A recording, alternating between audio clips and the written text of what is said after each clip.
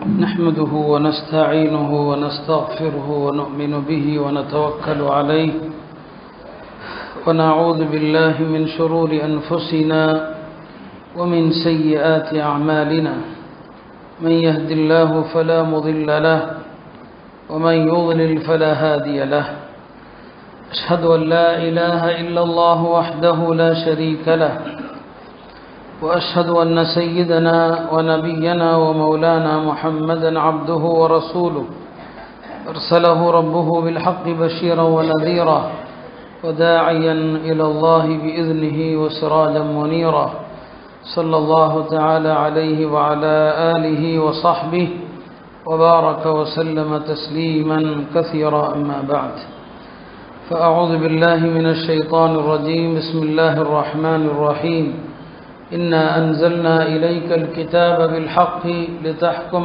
بين الناس بما أراك الله ولا تكن للخائنين خصيما واستغفر الله إن الله كان غفورا رحيما அன்பிற்கினிய அல்லாஹ்வின் நல்லடியார்களே, பல்வேறு சவால்களை பிரச்சனைகளை எதிர்கொண்டுள்ள முஸ்லிம் சமூகம் இப்போது புதியதொரு பிரச்சனையை நாம் சந்திக்கிறோம். 2 தினங்களுக்கு முன்னால் காஷ்மீர் பள்ளத்தாக்கிலே நடந்த ஒரு கொடூரமான ஒரு தாக்குதல். இதுபோன்ற சம்பவங்கள் நடைபெறும் போதெல்லாம் முஸ்லிம்கள் ஒரு தற்காப்பு நிலைக்கு தள்ளப்படுகிறார்கள். நாங்கள் தீவிரவாதிகள் அல்ல என்று சொல்ல வேண்டிய ஒரு நிலைக்கு தள்ளப்படுகிறார்கள். அத்தகைய ஒரு சூழலை திட்டமிட்டு ஏற்படுத்தப்படுகிறது, பரப்பப்படுகிறது.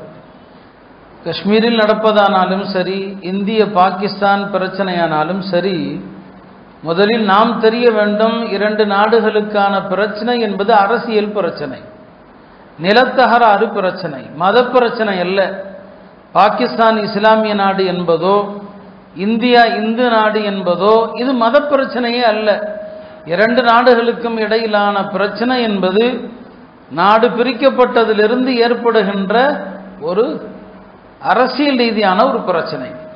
பாகிஸ்தான் ஒன்றும் இஸ்லாமியர்களை காப்பாற்றுகிற நாடு அல்ல, எல்லா இஸ்லாமியர்களுக்கும் குரல் எடுக்கிற ஒரு நாடும் அல்ல, இஸ்லாமிய சட்டங்களை எல்லாம் பின்பற்றுகிற நாடும் அல்ல.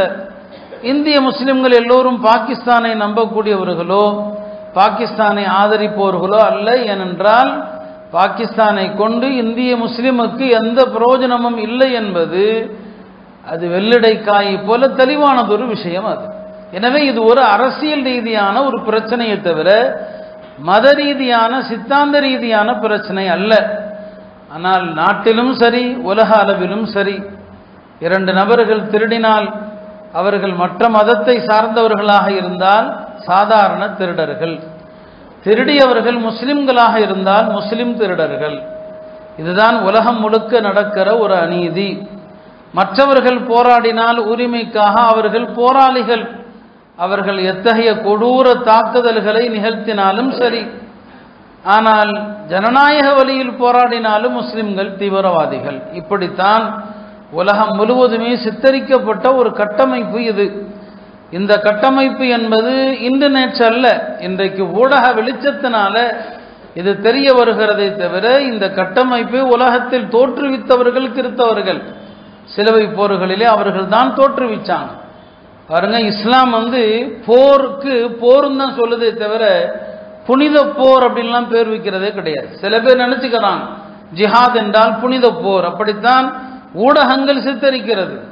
ஆனா இஸ்லாத்துல போர் அவ்வளவுதான், சண்டை அவ்வளவுதானே தவிர அதை புனிதம் என்றெல்லாம் இஸ்லாம் சொல்வதில்லை. ஆனா போருக்கு புனிதம் என்ற வார்த்தையை போர்த்தியவர்கள் யார்? கிறித்தவர்கள். அவங்க தான் முஸ்லிம்களுக்கு எதிரான போருக்கு என்ன பேர் வச்சாங்க? சிலுவை போர் என்று பேர் வச்சாங்க. இந்த போர்ல நீ கலந்து கொண்டா உனக்கு சொர்க்கத்துல இடம் வாங்கி தருகிறோம் என்று சொன்னாங்க. அவங்க தான் போரை புனிதமாக்குனாங்க. இஸ்லாம் போரை புனிதமாக்கல்ல. நபி ஸல்லல்லாஹு அலைஹி வஸல்லம் அவர்கள் போர்க்களத்தில் எதிரிகளை சந்திப்பதை விரும்பாதீர்கள் அப்படின்னு சொன்னாங்க. லா ததமன்னௌ லிகா அல் அது, எதிரிகளை சண்டையிடணும் போர் செய்யணும்னு நினைக்காதீங்க. போரே இல்லாத சமாதான வாழ்க்கை அல்லாஹ்ட்ட கேளுங்கன்னு தான் சொன்னாங்களே தவிர போருக்கு புனிதம் அப்படிங்கிறது இஸ்லாத்தில் இல்லை. அது ஒரு அரசியல் நடவடிக்கை. அது சில நிர்பந்தங்களின் போது வந்ததை தவிர இப்படியான வார்த்தைகள் எல்லாம் உலக அளவுல பரப்பப்பட்டு புனித போர் என்கிற வார்த்தைகள் இதையெல்லாம் இஸ்லாம் ஊக்குவிப்பதாக, இளைஞர்களை மூளைச்சலவை செய்வதாக ஒரு சித்தாந்தம் உலக அளவுல பரப்பப்பட்டு எப்போ எந்த நேரத்தில் என்ன பிரச்சனை வரும், நாம் நம்மை எப்படி தற்காப்பது என்ற நிலைக்கு இன்றைக்கு நாம் தள்ளப்பட்டிருக்கிறோம். சூழ்நிலைக்கு பயந்து என்றெல்லாம் இல்லை, உண்மையிலுமே இந்த மார்க்கம் உயிர்களை மதிக்கக்கூடிய மார்க்கம். இஸ்லாம் ஒரு உலகளாவிய மார்க்கம். அது அல்லாஹுடைய தூதர், உலகத்துக்கே அனுப்பப்பட்ட தூதர். இந்த குர்ஆன் உலகத்துக்கே ஆன ஒரு உபதேசம். இது இந்த மார்க்கம் உலகளாவிய மார்க்கமாக என்றைக்கு பரவ ஆரம்பித்ததோ அன்றிலிருந்து எதிரிகள் அதை தடுத்து நிறுத்தணும், அதனுடைய வேகத்தை கட்டுப்படுத்தணும். அப்படியாக கட்டுப்படுத்த நினைத்தவர்கள் இஸ்லாத்தின் மீது, முஸ்லிம்கள் மீது போர்களை திணிச்சாங்க. அதுல வெற்றி பெற முடியல. இது எல்லாவற்றையும் தாண்டி இஸ்லாம் பயணித்து கொண்டே வருகிறது. ஒரு கட்டத்தில் யோசிச்சாங்க, இந்த மார்க்கத்தை பற்றி எப்படி தான் தடுத்து நிறுத்துவது, மக்கள் இஸ்லாத்தை ஏற்பதை எப்படி நிறுத்துறது. அதற்கு அவர்கள் கண்டுபிடித்தவை தான் இஸ்லாத்தின் மீதான, அதன் போதனைகள் மீதான தாக்குதல். இஸ்லாத்தை தாக்கணும். அது சில நேரங்களில் பர்தாவை எடுப்பாங்க, பெண்கள் அணிகிற புர்காவை எடுப்பாங்க. சில நேரங்களில் இஸ்லாம் கல்விக்கு தடை விதிக்குது என்று எடுப்பாங்க. சில நேரங்களில் தீவிரவாதம் என்பதை கையில் எடுப்பாங்க. இப்படி தான் உலகம் முழுக்க இஸ்லாத்தை குறித்த ஒரு தவறான சித்தாந்தம் பரப்பப்பட்டு தான் இன்றைக்கு நாம் வாழுகிற இந்த சூழ்நிலையிலும் நீங்கள் எப்படியான செய்திகள் கடந்த 2 நாட்களாக வந்து கொண்டிருக்கிறது என்பதை நீங்கள் பார்க்கலாம்.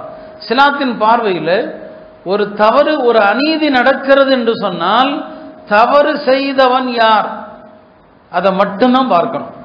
தவறு செய்தவன் எந்த மதத்தை சார்ந்தவன், எந்த இனத்தை சார்ந்தவன், இது குறித்த பேச்சுக்கே இடமில்லை. தவறு யார் செஞ்சாங்க, தவறு செய்தவன் தண்டிக்கப்படணும். குர்ஆன் அதைத்தான் சொல்லும். குர்ஆனுடைய மிகப்பெரிய ஒரு சிறந்த அழகான வசனம், முஸ்லிம்கள் எல்லா ஜும்மாக்களிலும் கேட்கிற வசனம், இன்னல்லாஹ யஅமுரு பில் அத்ல். அல்லாஹ் எல்லா சந்தர்ப்பத்திலும் நீதியை நிலைநாட்டுமாறு ஏவுகிறான். இந்த ஆயத்தில் அல்லாஹ் 3 விஷயங்களை ஏவுறான், 3 விஷயங்களை தடுக்கிறான். இன்னல்லாஹ யஅமுரு பில் அத்லி. இந்த ஆயத்து இறங்கிய நேரத்தில் குறைஷிகள், மக்காவுடைய காஃபிர்கள், அவர்கள் பெருமானார் ஸல்லல்லாஹு அலைஹி வஸல்லம் அவங்கள்ட்ட சொன்னாங்க, முஹம்மது அவர்களே, உங்கள் மார்க்கத்தை நாங்கள் ஏற்காதிருக்க பல காரணம் உண்டு.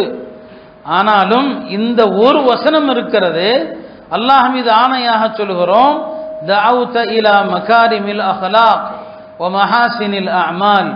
நீங்கள் மிகச்சிறந்த நற்குணத்தின் பக்கம் மக்களை அழைக்கிறீர்கள், சிறந்த அமல்களின் பக்கம் மக்களை அழைக்கிறீர்கள் என்று இந்த ஒரு வசனம் குறித்து மக்கா காஃபிர்கள் சொன்னாங்க. குர்ஆன் முழுக்க நீங்க பாருங்க, எல்லா இடங்களிலும் குர்ஆன் சொல்லும், நீங்கள் கவ்வாமீன பில் கிஸ்தி, நீதியை நிலைநாட்டுபவர்களாக இருங்கள். இன்னொரு இடத்துல ஷுஹதா பில் கிஸ்தி, நீதிக்கு சாட்சியா இருங்க. வலவ் அலா அன்ஃபுசிக்கும், அது உங்களுக்கு எதிராக இருந்தாலும் சரி, தவறு முஸ்லிம் செஞ்சாலும் சரி, நீங்க நீதியை தான் நிலைநாட்ட வேண்டும் என்பதுதான் திருமறை காட்டுகிற, எல்லா இடங்களிலும் வழிகாட்டுகிற வசனங்கள். அதுதான் பெருமானார் ஸல்லல்லாஹு அலைஹி வஸல்லம் அவர்கள் மக்காவிலே, மதீனாவிலே அமைத்திருந்த அந்த இஸ்லாமிய அரசும் அப்படித்தான். அங்க யூதர்களும் இருந்தாங்க, சிறிய அளவில் கிறிஸ்தவர்களும் இருந்தாங்க. எல்லாம் இருந்த இடத்துல தான் நபி ஸல்லல்லாஹு ஆட்சி செஞ்சாங்க. இந்த பெரும்பான்மை சிறுபான்மை அப்படிங்கிறது உலகம் முழுக்க இருக்கிற ஒரு முசீபத்து. சில நேரங்களில் பெரும்பான்மை மக்கள் கொஞ்சமாக இருக்கிற மக்கள் மீது பழி போட்டுருவாங்க. ஒரு முறை மதீனாவிலும் கூட அப்படி ஒரு சம்பவம் நடந்து விட்டது. ஒருவர் திருடிவிட்டார், அவர் திருடியதை யாரோ பார்த்து விடுகிறார்கள். அவர் திருடிய பொருளை ஒரு யூதருடைய வீட்டில் போட்டுட்டு ஓடி போயிட்டாரு. அப்போ திருடப்பட்ட பொருள் எங்கே கிடைக்குது, ஒரு யூதனுடைய வீட்டில் இருந்து கிடைக்குது. உடனே மக்கள் பழி போட்டாங்க. இங்கும் கூட அப்படியெல்லாம் நடப்பதுண்டு. கொலை செய்து விட்டு முஸ்லிம்களுடைய பகுதியில் போட்டுட்டு முஸ்லிம்கள் கொலை செஞ்சாங்க என்றெல்லாம் எத்தனையோ விஷயங்களை பார்க்குறோம். இப்படி தான் நடந்துச்சு. அப்போ நபி ஸல்லல்லாஹு அலைஹி வஸல்லம் அவங்கள்ட்ட இந்த யூதர் தான் கொலை செஞ்சாருன்னு சொல்லி நபி ஸல்லல்லாஹு அலைஹி வஸல்லம் அவங்களும் பார்க்குறாங்க. ஏன்னா சில நேரங்களில் வெளிப்படையான சூழல் என்ன, அதை வைத்து தான் ஒரு நீதிபதி தீர்ப்பு சொல்லுவார். நபி ஸல்லல்லாஹு அலைஹி வஸல்லம் ஒருவேளை இந்த யூதர் தான் திருடி இருப்பாரோ என்று அவங்க தண்டனை கொடுக்கலாம். அப்படிங்கிற நேரத்தில் தான் அல்லாஹ் ஒரு வசனத்தை இறக்கி வைக்கிறான். இன்னா அன்ஸல்னா இலைக்கல் கிதாப பில் ஹக்கி நபியே, நாம் இந்த வேதத்தை உங்களுக்கு சத்தியத்தை கொண்டு இறக்கி இருக்கிறோம். லிதஹ்கும பைனன் நாஸ், நீங்கள் மக்களுக்கு மத்தியிலே நேர்மையாக தீர்ப்பளிக்க வேண்டும். வலா தகுல்லில் ஹாயினீன ஹஸீமா, துரோகம் செய்தவர்களுக்கு நீங்கள் வாதாடக்கூடியவர்களாக ஆகிவிடாதீர்கள். இங்க துரோகம் நடந்திருக்கு. திருடியது முஸ்லிம், திருடிய முஸ்லிமா அல்லாஹ் துரோகிங்கிறான். அவர்களுக்கு நீங்க சார்பா மாறிடாதீங்க, திருடியது யூதர் அல்ல அப்படிங்கிற ஒரு ஆயத்து இறங்குது. அது தொடர்ந்து வரக்கூடிய ஆயத்துகள் எல்லாம் பார்த்தீங்கன்னா, திருடியவர் முஸ்லிம், அவருக்கு நீங்க வாதாடக்கூடாதுன்னு அல்லாஹ் சொல்லுவான். வலா துஜாதில் அனில் லதீன யஹ்தானூன அன்ஃபுஸஹும், இப்படி திருடிவிட்டு துரோகம் செய்தவர்களுக்கு நீங்கள் இங்க வேண்டுமானால் வாதாடலாம், மறுமையில வாதாட முடியாது என்ற வசனங்கள் இறங்குது. உடனே நபி ஸல்லல்லாஹு அலைஹி வஸல்லம் அவர்கள் அந்த யூதரை விடுவிக்கிறாங்க. நீ நிரபராதின்னு சொன்னாங்க.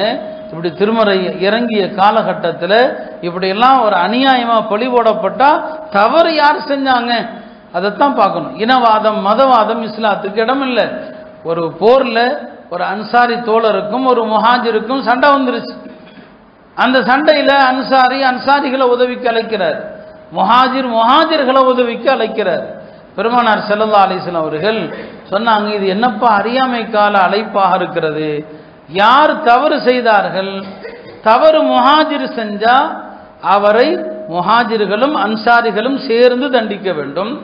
தவறு ஒரு அன்சாரி செய்திருந்தால் அவரை அன்சாரிகளும் முஹாஜிர்களும் சேர்ந்து தண்டிக்கணும். தப்பு செஞ்சவன் யாருன்னு சொல்லுங்க, அவர் முஹாஜிரா அன்சாரியா என்று இப்படி பிரிக்காதீர்கள். இதுதான் இனவாதம் சொன்னாங்க. அரபியில இனவாதத்திற்கு அசபியா என்று சொல்லப்படும். பெருமானார் ஸல்லல்லாஹு அலைஹி வஸல்லம் சொன்னாங்க, அசபியத் என்பது அறியாமை கால முழக்கம். இந்த அறியாமை கால முழக்கத்தின் பக்கம் அழைப்பவன் நம்மை சார்ந்தவன் அல்ல. பிறகு விளக்கம் சொன்னாங்க, இனவாதம்னா என்ன, தன் சமுதாயம் செய்யக்கூடிய அநீதிக்கும் துணை போவது இனவாதம்.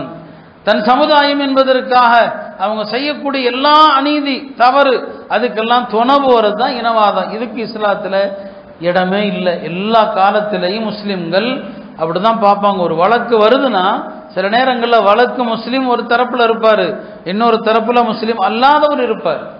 இஸ்லாமிய நீதிபதிகள் ஒரு காலத்திலும் ஒரு முஸ்லிமுக்கு சாதகமாக வழக்கின் போக்கை கொண்டு போனதாக சரித்திரமே கிடையாது. ஹஜ்ரத் அலி ரலியல்லாஹு அன்ஹு அவர்கள் சொன்னாங்க, ஒரு கிறித்தவ பெண்ணுடைய உரிமை பறிக்கப்பட்டால் அந்த பெண்ணுடைய உரிமையை மீட்டு தராத வரை ஒரு இரவு கூட என்னால் உறங்க முடியாதுன்னு சொன்னாங்க. ஒரு கிறித்தவ பெண்ணுடைய உரிமை பறி போயிடுச்சுன்னு சொன்னா அந்த பெண்ணுடைய அந்த உரிமையை மீட்டு தராத வரை எனக்கு உறக்கமே வராது என்பதாக ஹஜ்ரத் அலி ரலியல்லாஹு அன்ஹு அவர்கள் சொல்லுவாங்க. இப்படித்தான் எல்லா காலத்திலையும் முஸ்லிம்கள் இருந்தாங்க. யாரும் யாருக்கும் அநீதி இழைக்கலாம் முடியாது, நம்ம தான் அதிகமா இருக்கிறோம் என்றெல்லாம் இஸ்லாத்துல அறவே இடமே இல்லை. பெருமானார் ஸல்லல்லாஹு அலைஹி வஸல்லம் அவர்களும் அதற்கு இடம் அளிக்க மாட்டாங்க. இன்னும் சொல்ல போனா இஸ்லாத்துல கொலை செஞ்சா அதற்கான தண்டனைகள் இருக்குது.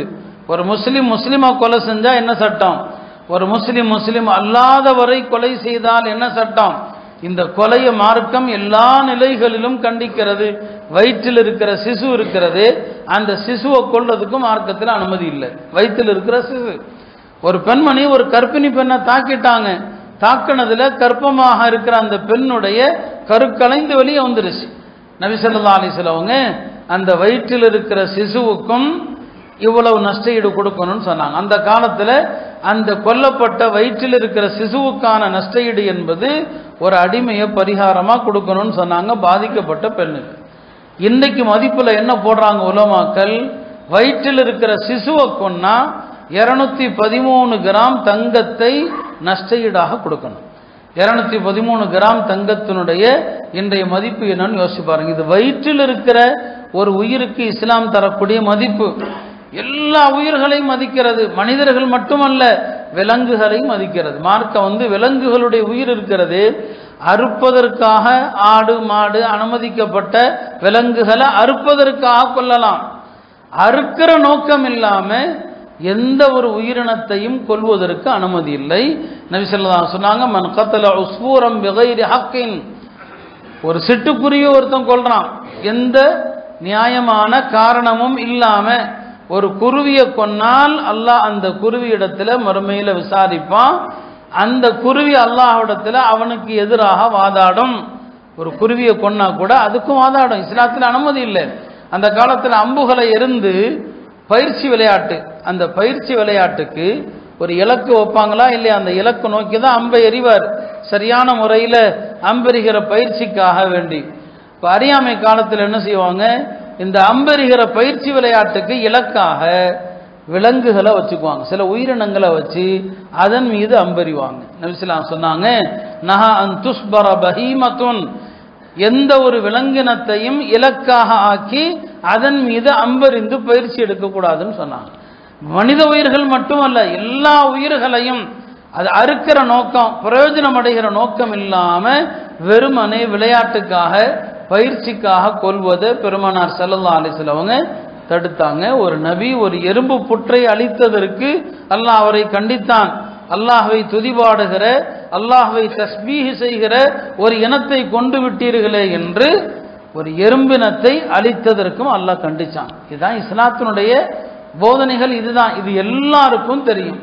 இது யூதர்களுக்கும் தெரியும், கிறிஸ்தவர்களுக்கும் தெரியும் இல்லையா, பிராமணர்களுக்கும் தெரியும். இதெல்லாம் உலகம் முழுக்க தெரிந்த விஷயம். முஸ்லிம்கள் அப்படிதான் இருக்கிறாங்க, அப்படிதான் இருந்தாங்க. எல்லா மதங்களிலும் யாரோ சில செய்யக்கூடிய தவறுகளுக்கு ஒட்டுமொத்த இஸ்லாம் இன்றைக்கு கேள்விக்குறியாக்கப்படுது. அதுல இந்த சம்பவத்தை ஒட்டி பரக்கூடிய செய்திகளை நீங்க பார்க்கலாம். அவங்க கொள்றதுக்கு முன்னால எந்த மதம் கேட்டாங்க என்றெல்லாம் பல்வேறு செய்திகளை பார்க்கிறோம். இதெல்லாம் திட்டமிட்டு நடக்கிற செய்தி. இஸ்லாத்தில் உண்மையிலுமே இத்தகைய கொலைகள், அப்பாவி மக்களை இப்படி கொன்னா, சராசரியா ஒரு மனுஷனை ஒருத்தன் கொன்னான்னு வைங்களேன், சண்டையில ஒருத்தன் இன்னொருத்தனை கொன்னுட்டான், இப்போ 2 பேருக்கு மத்தியில் தகராறு, அது சொத்து தகராறோ எந்த தகராறோ, ஒருத்தன் இன்னொன்னு கொன்னுட்டான்னு சொன்னா கொலை செய்தவனுக்கு 2ல் 1. அது என்ன, 1 அவன் நஷ்டஈடு கொடுக்கணும், கொல்லப்பட்டவர்கள் குடும்பத்தினர் பொருந்தி கொண்டார். இல்லைன்னு சொன்னா அவனை பழிக்கு பழியா கொல்லணும். இதுதான் சராசரியான சட்டம்.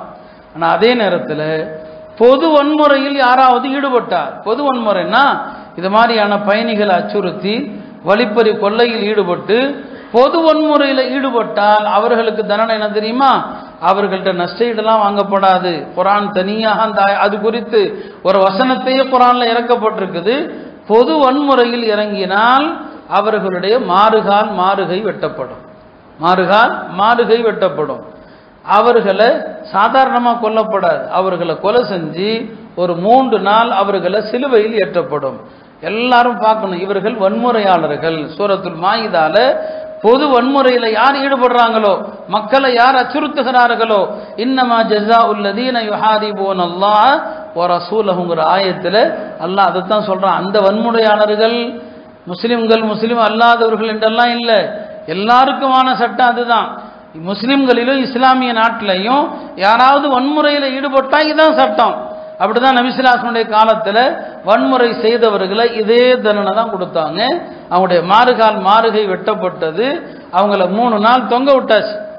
இப்போ இந்த காஷ்மீர் பள்ளத்தாக்கில் நடந்த அந்த கொலை குற்றத்திற்கு உண்மையிலுமே அதை செஞ்சவன் முஸ்லீமா இருந்தான்னு சொன்னா, இஸ்லாமிய சட்டப்படி தீர்ப்பு கேட்டால் இந்த தீர்ப்பை தான் அறிஞர்கள் எல்லாரும் சொல்லுவாங்க, கண்டுபிடிங்க முஸ்லிமா கண்டுபிடிங்க. கண்டுபிடித்தீங்கன்னு சொன்னா இஸ்லாமிய நீதிபதிகள்கிட்ட கொடுத்தீங்கன்னு சொன்னா அவனுடைய மாறுகால் மாறுகையை வெட்டுவாங்க, அவர்களுடைய பிணத்தை 3 நாள் சிலுவையில் தொங்க விடுவாங்க.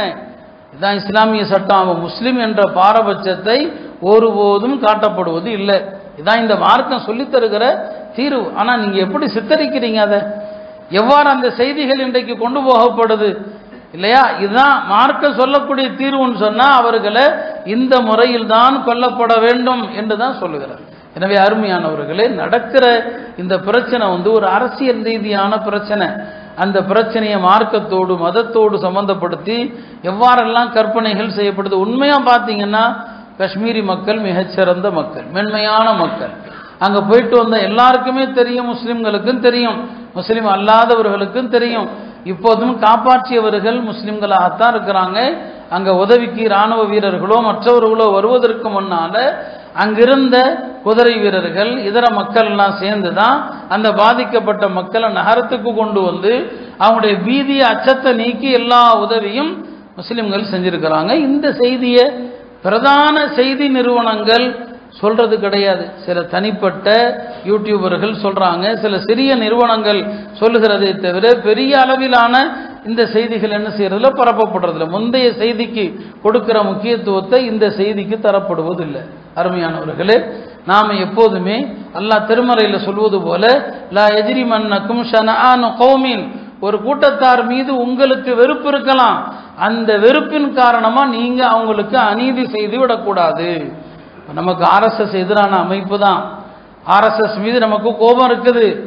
ஆனால் குர்ஆன் சொல்லுது, இந்த விரோதத்தினால உங்களோடு அவர்கள் பகைமை பாராட்டுகிறார்கள் என்பதனால நீங்க அவர்களுக்கு எதிராக நீதி தவறிவிடக்கூடாது. யாருக்கு எதிராக நீதி தவறக்கூடாது? நமக்கு எதிரானவர்கள் என்பதற்காக யாரையும் கொல்ல நமக்கு அனுமதி இல்லை. இஸ்லாமிய சட்டப்படி யாரும் கொல்ல முடியாது. ஒரு முஸ்லீம் கொல்லப்பட்டா எப்படி நஷ்ட ஈடோ அதே நஷ்ட ஈடு தான் ஒரு முஸ்லீம் அல்லாதவர் கொல்லப்பட்டார். நபி ஸல்லல்லாஹு அலைஹி வஸல்லம் காலத்திலையும் சில சஹாபாக்கள் தவறுதலாக முஸ்லீம் அல்லாதவர்களை கொலை செஞ்ச நேரத்தில் பெருமானார் ஸல்லல்லாஹு அலைஹி வஸல்லம் அவர்கள் கொல்லப்பட்ட முஸ்லீம் அல்லாத ஒவ்வொருவருக்கும் 100 ஒட்டகங்கள் நஷ்ட ஈடு கொடுத்தாங்க. 100 ஒட்டகங்கள் நஷ்ட ஈடாக கொடுத்தாங்க. 100 ஒட்டகங்கள் இன்றைக்கு பல கோடி ரூபாய் மதிப்பு. இப்படித்தான் இந்த மார்க்கத்தினுடைய எல்லாமே அப்படிதான். முஸ்லிம் யூதர்கள் மதீனால இருந்தாங்க, எல்லா விதமான சலுகைகளையும் பெற்று தான் இருந்தாங்க. அவங்க சூழ்ச்சி செஞ்சதுனால வெளியே போக வேண்டியதாச்சே தவிர அவங்களுக்கு எந்த விதமான இடைஞ்சலும் கிடையாது. அவங்க மார்க்க விஷயத்துல அவங்கள புண்படுத்தவே முடியாது. ஏற்கனவே பல முறை சொல்லப்பட்டிருக்குதான், ஒரு சஹாபிக்கும் ஒரு யூதருக்கும் மதீனாவுடைய கடை வீதியில ஒரு சண்டை. அந்த யூதர் என்ன சொல்லிடுவாரு, நபிமார்களில் மூசாவை எல்லா நபிமார்களை விட மேன்மைப்படுத்திய அல்லாவின் மீது ஆணையாகன்னு சொல்லிடுவார். அவ்வளவுதான், வேற ஒன்றும் அவர் சொல்லலை. இது அவருடைய உணர்வு. மூசா அலைஹிஸ்ஸலாம் சிறந்தவர்கள் என்பது அவருடைய உணர்வு. ஒரு மதீனாவில் இருக்கிற யூதருக்கு அந்த உரிமை இருக்குதா இல்லையா? ஒரு சஹாபி அவரை அடிச்சிட்டார், அவரை அரைஞ்சிட்டார். எங்கள் நபிதானே நபிமார்களில் சிறந்தவர், நீ எப்படி மூசா அலைஹிஸ்ஸலாம் சிறந்தவர்னு சொல்லலாம்? பெருமானார் ஸல்லல்லாஹு அலைஹி வஸல்லம் அவர்களிடத்தில் இந்த வழக்கு வந்தபோது நபி ஸல்லல்லாஹு அலைஹி வஸல்லம் அவர்கள் அந்த யூதரை அந்த முஸ்லிமுடைய கன்னத்தில் திருப்பி அடின்னு சொன்னாங்க. அப்போ அந்த யூதருக்கும் உணர்வுக்கு என்னங்க, அவருடைய மத உரிமைக்கு இடம் இருக்குது. உன்னை அடித்தது தப்பு, திருப்பி அடிக்க சொன்னாங்க. பிறகு சொன்னாங்க, அவரை சந்தோஷப்படுத்தும் விதமாக, என்னை விட மூசா அலைஹிஸ்ஸலாம் சிறந்தவர் தான்ப்பா, என்னை விட மூசா அலைஹிஸ்ஸலாம் சிறந்தவர். அங்கே பெருமானார் ஸல்லல்லாஹு அலைஹி வஸல்லம் அவங்க இரண்டு மதத்தினருக்கு இடையில ஒரு மோதல் போக்கு உருவாக்கல, அந்த சண்டையை அமுத்துறாங்க. பிரச்சனையை வளர்க்காம எடுக்கணுங்க, நான் என்னை விட அவர் தான்ப்பா சிறந்தவர் அப்படின்னு சொல்லிட்டு ஒரு சம்பவத்தையும் சொல்லுவாங்க. எதுக்காண்டி அவர் சிறந்தவர்? மறுமையில முதலில் கபர்ல இருந்து சூர் ஊதப்பட்ட பிறகு எழக்கூடியவன் நானாகத்தான் இருப்பேன், நான் தான் எழுந்திருப்பேன். ஆனா எனக்கு முன்னால மூசா அலைஹிஸ்ஸலாம் அல்லாஹ்வுடைய அர்ஷுடைய அந்த காலை பிடிச்சு நிற்பாங்க, எனக்கு முன்னால மூசா அலைஹிஸ்ஸலாம் இருப்பாங்க. அது எப்படி நடந்தது தெரியல. ஒருவேளை அவருக்கு ஒரு சூரிலிருந்து விதிவிலக்கு அளிக்கப்பட்டிருக்கலாம். நமக்கெல்லாம் 2 சூர், மூசா அலைஹிஸ்ஸலாமுக்கு ஒரு சூர் தான். ஏன்? அவர் உலகத்திலேயே ஒரு சூரை சந்திச்சிட்டார். துர்சினாய் மலையில அல்லாஹ்வை பார்க்கணும்னு ஆசைப்பட்ட நேரத்தில் அல்லாஹ் அந்த மலை மீது காட்சி அளித்த போது அவங்க உலகத்துல மூர்ச்சி ஆயிட்டாங்க. ஒரு சூர் உலகத்திலே அவருக்கு முடிஞ்சிருச்சு. அதனால மறுமையில அவர் ஒரு சூரோட அவ்வளவுதான், இன்னொரு சூர் அவருக்கு இல்லை. அதனால எனக்கு முன்னால அவர் நிற்பாரோன்னு சொன்னாங்க. இந்த சம்பவத்தை பாருங்க. ஒரு யூதருக்கும் ஒரு முஸ்லிமுக்குமான சண்டை எந்த விஷயத்துல? உன்னுடைய நபியா என்னுடைய நபியா என்கிற விஷயத்துல. முஸ்லிம்கள் பெரும்பான்மையா இருக்கிறாங்க, யூதர்கள் சிறுபான்மையாகத்தான் இருக்கிறாங்க. பெருமானார் ஸல்லல்லாஹு அலைஹி வஸல்லம் அவர்கள் அந்த சிறுபான்மை யூதருடைய மார்க்க உணர்வு மதிக்கிறாங்க, அடிச்சதற்கு பலிக்கு பலி வாங்க இடமளிக்கிறாங்க. மூசா அலைஹிஸ்ஸலாம் தன்னை விட சிறந்தவர் என்று சொல்றாங்க. இதானே இஸ்லாமிய போதனைகள். இங்கு என்ன நடக்கிறது பாருங்கள். இங்கு நடக்கக்கூடிய அநியாயம், அட்டூழியங்கள், மோசம். முஸ்லிம்கள் எல்லாம் பயத்தோடு ஏற்கனவே வடநாடு பற்றி எரிந்து கொண்டிருக்கிறது மதவாதத்தால, மத துவேஷத்தால. இனி இது போன்ற சந்தர்ப்பங்கள்ல முஸ்லிம்களுடைய உயிர் உடைமைகள் எவ்வளவு கேள்விக்குறியாக்கப்படுகிறது. யாரும் இதை ஆதரிப்பதோ இத்தகைய வன்முறைகளை முஸ்லிம்கள் அறவே விரும்புவது கிடையாது. இஸ்லாத்தில் அதற்கு இடமும் இல்லை. இது வெறுமனே சமாளிப்பு என்பது கிடையாது. இஸ்லாமிய சட்டப்படி இதற்கு இடம் இல்லை. எனவே அருமையானவர்களே, நாம் மிகப்பெரிய ஒரு சோதனையான ஒரு கட்டத்தில் தான் நாம் இருக்கிறோம். ஹஜ்ரத் உமருடைய ஆட்சியில் எகிப்தில் கிறிஸ்தவர்கள் இருக்கிறாங்க. கிறிஸ்தவர்களுடைய சிலையை பாதுகாக்கிறது முஸ்லிம்களுடைய கடமை தான். அப்போ ஹஜ்ரத் ஈசா அலைஹிஸ்ஸலாமுடைய சிலை உடைக்கப்பட்ட நேரத்தில் அதற்காக அம்ர் இப்னுல் ஆஸ் அவர்கள் தன்னையே அர்ப்பணிக்க முன் வந்தான். எனக்கு தண்டனை கொடுங்க, இதை பாதுகாக்க தவறியது நான் தான் சொன்னா எனக்கு தண்டனை கொடுங்கன்னு சொன்னாங்க. அந்த நேர்மையை பார்த்த பிறகுதான் ஒரு கிறிஸ்தவரே உண்மையை ஏற்றுக்கிட்டார். நான் தான் உடைச்சேன், நான் கிறிஸ்தவனாகி நான் செஞ்சுட்டு முஸ்லிம்கள் மீது பழி போடலாம்னு நினைச்சேன்னு சொன்னார். இங்கே நாட்டில் அந்த மாதிரி தான் நடக்கிறதோ என்று நமக்கு சந்தேகம். முஸ்லிம்கள் செஞ்சா நிச்சயமாக அதுக்கு தண்டனை என்ன என்பதை நான் சொல்லிட்டேன். ரசூல் ஸல்லல்லாஹு சொல்லுவாங்க, இஸ்லாமிய நாட்டில் முஸ்லீம் அல்லாதவரை யாராவது கொலை செஞ்சிட்டா லா யஜித் ரீஹல் ஜன்னா, அவருக்கு சொர்க்கத்தினுடைய வாடையை கூட அவர் உணர மாட்டார் என்பதாக பெருமானார் ஸல்லல்லாஹு அலைஹி வஸல்லம் அவர்கள் சொன்னாங்க. எனவே அருமையானவர்களே, ஒரு ஹதீஸில் ரசூல் ஸல்லல்லாஹு சொல்லுவாங்க, முஃப்லிஸ்னா யாருன்னு தெரியுமான்னு கேட்பாங்க. முஃப்லிஸ் என்று சொன்னால் திவாலானவர்னு அர்த்தம்.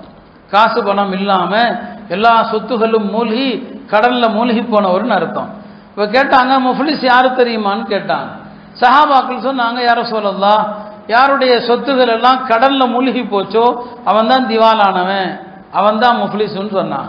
நபி ஸல்லல்லாஹு அலைஹி சொன்னாங்க, இல்லை முஃப்லிஸ் அவன் கிடையாது, இது உலகத்தில் நீங்கள் சொல்றது, நான் சொல்றது மறுமையில்.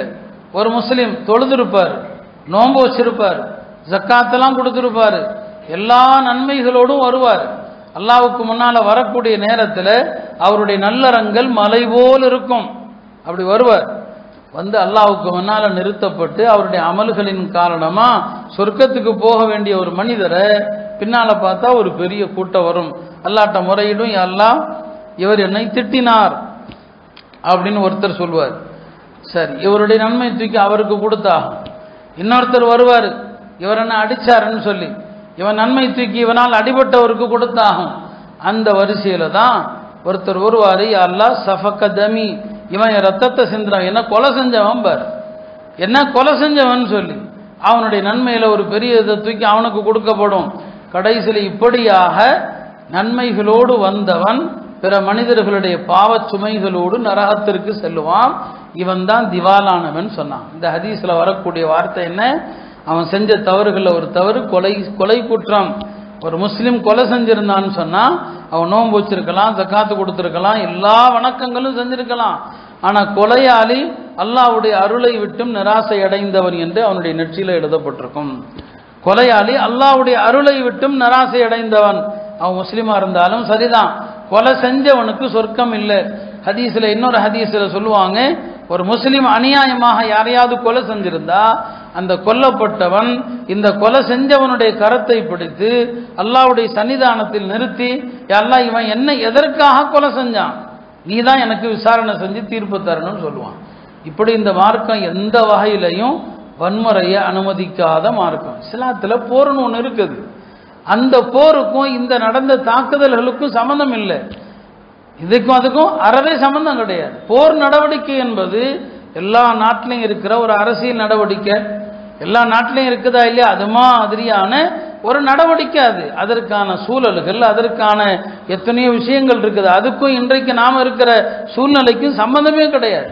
எனவே இப்படியான அப்பாவி மக்களை தாக்குறது, அப்பாவி மக்களை கொல்றது இஸ்லாத்தில் இடமில்லை. இன்னும் சொல்ல போனால் போர்க்களத்தில் நேருக்கு நேராக எதிரிகளை சந்திக்கும் போது கூட நபி ஸல்லல்லாஹு அலைஹி வஸல்லம் போர் செய்கிற ஆண்களை மட்டும்தான் கொல்லணும், பெண்களை கொல்லக்கூடாது, குழந்தைகளை கொல்லக்கூடாது, வயோதிகர்களை கொல்லக்கூடாது.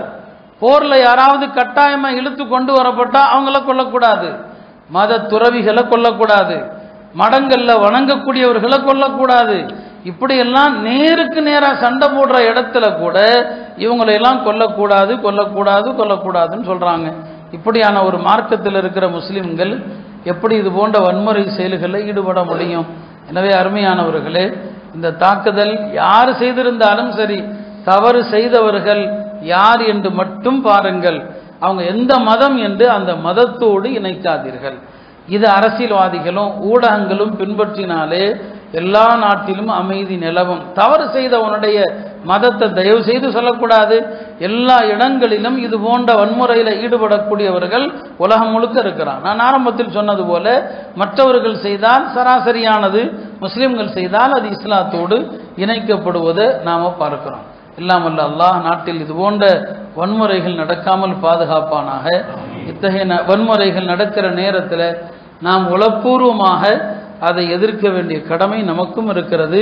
இத்தகைய வன்முறைக்கும் தீவிரவாதத்திற்கும் இஸ்லாத்துக்கும் எந்த சம்பந்தமும் இல்லை. எங்களுக்கும் அதற்கும் என்னல்ல, எங்கள் மார்க்கத்திற்கும் இது போன்ற தாக்குதலுக்கும் எந்த விதமான சம்மதமும் இல்லை. இது உயிர்களை மதிக்கிற மார்க்கம். ஒரு யூதருடைய ஜனாசா வந்தபோது கூட எழுந்து நின்று மரியாதை கொடுக்கிற மார்க்கம் இது. முஸ்லீம் அல்லாதவர்களே ஆனாலும் சரி, 2 சஹாபாக்கள் ஈராக்கில் இருக்கிறாங்க. ஈராக்கில் யார் இருந்தாங்க? அன்றைய ஈராக்கில் வசித்தவர்கள் முஸ்லீம் அல்லாதவர்கள் எல்லாம் சிலை வணக்கக்காரர்கள். அந்த 2 ஜனாசா கடந்து சென்ற போது இந்த 2 சஹாபாக்கள் எஞ்சி நின்னாங்க ஜனாசா போன நேரத்தில். இப்போ வேறு சில மக்கள் சொன்னாங்க, இவங்க முஸ்லீம்கள் கிடையாது, ஏன் எழுந்து நிற்கணும்னு சொல்லி சொன்னாங்க. முஸ்லீமாக இல்லாவிட்டால் என்ன? எங்கள் நபி ஸல்லல்லாஹு அலைஹி வஸல்லம் அவங்க இப்படித்தான் ஒரு ஜனாசா எழுந்து சென்று கடந்த போது எழுந்து நின்றாங்க. அவங்கள்ட்டையும் சொல்லப்பட்டது இது முஸ்லீம் ஜனாசா இல்லையே. அப்போ நபி ஸல்லல்லாஹு முஸ்லீம் ஜனாசா இல்லாவிட்டால் என்ன? அலைசத் நஃப்ஸன், அது ஒரு ஆன்மா இல்லையா என்று தான் கேட்டான். அது ஒரு உயிர். அது அந்த உயிருக்கு நாம மதிப்பளிக்கணும். அந்த உயிர் அல்லாஹ்விடத்தில் எதை சந்திக்க போகுது, அது அல்லாஹ்வுக்கும் அந்த அடியானுக்கும் இடையிலான விவகாரம். ஒரு மனிதனுடைய மரணம் என்பது பீதியை தரக்கூடியது. யார் மரணித்தாலும் சரி, எவருடைய ஜனாசா சென்றாலும் சரி, எழுந்து நிற்ப வேண்டும் என்பதை நபி ஸல்லல்லாஹு அலைஹி வஸல்லம் கற்றுக் கொடுத்தாங்க. அப்படி உயிர்களை மதிக்கக்கூடிய ஒரு மார்க்கத்தை பின்பற்றுகிற எந்த ஒரு முஸ்லிமும் நிச்சயமாக வன்முறைகளில் ஒருபோதும் ஈடுபட மாட்டாங்க. அந்த காஷ்மீரிகளும் அதைத்தான் உணர்த்தி இருக்கிறாங்க. இந்த செயலால எங்களை தயவு செய்து கலங்கப்படுத்தாதீங்க, எங்களை பற்றி தவறாக எழுதாதீங்க. ஏன்னா அவங்க நல்ல மக்கள். இந்த மக்களுக்கு எல்லா வகையிலும் உதவி செஞ்சவங்க அவங்க தான். அதை பல பயணிகளும் குறிப்பாக தமிழகத்திலிருந்து சென்றவர்கள் எல்லாம் அதை பற்றி ரொம்ப அழகான முறையில் பேட்டிகள் கொடுக்கறத நாம் பார்க்கலாம். இந்த செய்தி தான் நாம் சொல்லப்படணுமே தவிர அவங்களுக்கு உதவி செஞ்சவங்களும் முஸ்லீம்கள் தான். தவறு செஞ்சது யாரும் தெரியல. ஏன்னா தூரத்திலிருந்து வந்தவர்கள், அடையாளம் தெரியல, முகத்தை மூடிட்டு வந்தவன். அவன் யாரு? வேறு மதத்தை சார்ந்த வழிப்பறி கொள்ளையர்களாக இருக்கலாம். எதனால கொண்டாங்க? அது யாராக இருக்கட்டும், இஸ்லாமிய சட்டப்படி அவர்கள் தண்டிக்கப்பட வேண்டியவர்கள், தூக்கில் ஏற்றப்பட வேண்டியவர்கள். இதுதான் ஒரு இஸ்லாமிய நீதிமன்றத்தில் கொண்டு போய் இந்த தாக்குதலில் ஈடுபட்டவர்களுக்கு நீங்க என்ன தீர்ப்பு கொடுக்குறீங்க அப்படின்னு சொல்லி கொடுத்து பாருங்க. எந்த இஸ்லாமிய நீதிமன்றத்திலும் கொடுத்து பாருங்க. அந்த நீதிபதி என்ன தீர்ப்பு சொல்லுவாருன்னு பாருங்க. எதற்கும் என்னங்க அவங்க யாரு, அவங்க பேர் என்ன, அவர் ஆதிலா, அப்துல்லாவா, அப்துல் காதரான்னு பார்க்கவே மாட்டாரு. இவங்களை தூக்கில போடுங்கன்னு சொல்லுவார். இவங்களுடைய மாறுகையை வெட்டுங்கன்னு சொல்லுவார். 3 நாள் அவங்களுடைய பிணங்களை தொங்க விடுவான்னு சொல்லுவாங்க. இதுதான் எங்களுடைய மார்க்கம், நீதியை நிறுவுகிற மார்க்கம். அதைத்தான் ஒவ்வொரு வார ஜும்மாவிலும் ஒவ்வொரு ஹத்தீபும் ஓதுகிறா. இன்னல்லாஹ யஅமுரு பில் அத்லி, அல்லாஹ் நேர்மையை நிலைநாட்டுமாறு உங்களுக்கு அல்லாஹ் கட்டளையிடுகிறான். உலகத்தில் நேர்மையை நிலைநாட்டுகிற சமூகம் நம்மை விட வேறு யாருமே கிடையாது. எல்லாம் அல்ல அல்லாஹ் இந்த வன்முறையில் ஈடுபட்டவர்களை தண்டிப்பானாக. இதனால் இஸ்லாத்துக்கும் முஸ்லிம்களுக்கும் எந்தவித நெருக்கடிகளும் ஏற்படாமல் நாட்டை எல்லா வகையான கலவரங்களிலிருந்து பாதுகாப்பானாக. உலகம் முழுவதும் அமைதி ஏற்படுத்துவானாக. வாஹிரு தஅவானா அல்ஹம்துலில்லாஹி ரப்பில் ஆலமீன்.